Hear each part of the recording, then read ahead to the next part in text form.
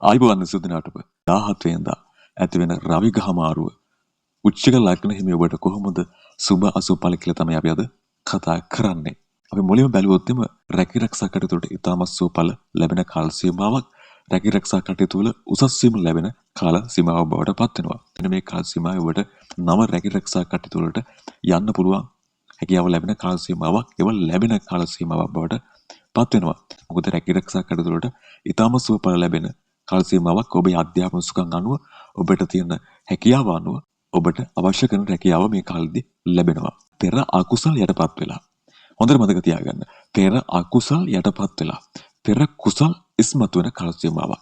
ඔන්න පෙර සංසාරේ කරපු අකුසල් කර්ම විපාක තිබුණා නම් අන්න ඒවා తాවකාලික යටපත් වෙලා පෙර කුසල් කර්ම ඉස්මතු වෙන කාල සීමාවක්. අන්න ඒක ඔබට වාසිදායක වෙන කාල සීමාවක් මේ කාල සීමාවේ. ඒ වගේම තමයි ඔබට රාජ්‍යාංශය සම්බන්ධව කුමන හෝ වැඩක් කරගන්න තිබුණා නම් රාජ්‍යාංශයට කියලා මොන හරි වැඩක් කරගන්න තිබුණා නම් මේ කාල සීමාවේ ඔබට ඊටම සුබයි. ඔන්න පහුවෙලා තිබිච්ච රජයේ ආයතනයකට ගිහිල්ලා වැඩේ කරන්න ගියා කිසිම විදිහකින් හරියන්නේ නැහැ. මෙන්න මේ කාල සීමාව යන්න සාර්ථක වෙනවා අනිවාර්යයෙන්ම.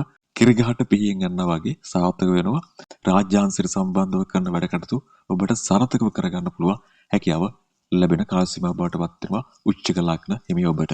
ඉඩම් නිවාස වාහන සම්බන්ධව ඔබට යම්කිසි නීති ප්‍රශ්නයක් තිබුණා නම් අන්න ඒක නිරවුල් කරගන්න පුළුවන් කාල සීමාව බවට පත් වෙනවා මේ කාල සීමාවේ. යම්කිසි රෝගී තත්ත්වයක් තිබුණා නම් මේ කාල සීමාවේ ඔබට මෙන්න මේක සුව අතට හැරෙන කාල සීමාව බවට පත් වෙනවා. කුමන හෝ රෝගී තත්ත්වයක් ඔබට කායික වෙන්න පුළුවන් මානසික වෙන්න පුළුවන් කුමන හෝ රෝගී තත්ත්වයක් තිබුණා නම් ඒක බැහැරව යන කාල සීමාව බවට පත් වෙනවා මේ රවිගහතුමාගේ මාරු වීමත් එක්ක. ඒ වගේම තමයි කනස්සුළු ගතිය, ඇඟේ පතේ වේදනාව, නිදිමත, ඒ කියන්නේ හරියට කිව්වොත් එහෙම මේ කම්මැලිකම කියලා කියන්නේ කිසිම වැඩක් කරගන්න හිතෙන්නේ නැහැ, කරන්න බෑ.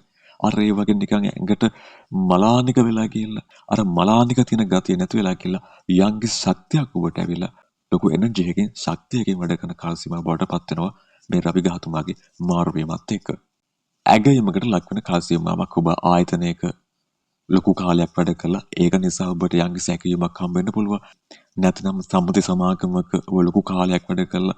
ඒ නිසා ඔබට හම්බ වෙන්න පුළුවන්. ඒ වගේ යම්කිසි ඇගයීමකට ලක් වෙන කාල සීමාවක් සමහර විට පවුලේ ඇතුළේ වෙන්නත් පුළුවන්. ලොකු කාලයක් තිස්සේ ඔබ ලොකු වැඩක් කළා පවුල වෙනුවෙන්.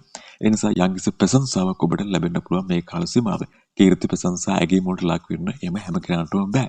සමහර විට ඔබට හිතෙනවා නම් ඔබ සුසුසුයි කියලා. මෙන්න මේ කාල සීමාවේ ඒ සුසුකමට ඔබ ලක් වෙන්න පුළුවන් මේ කාල සීමාවේ. ඔබ යටින් 725ක්වත් වේදන් නොකර උදව්වක් කරන්න අවස්ථාවක් આવොත් ඔබ උදව්වක් කරනවද? අනිවාර්යයෙන්ම. මෙන්න අවස්ථාව.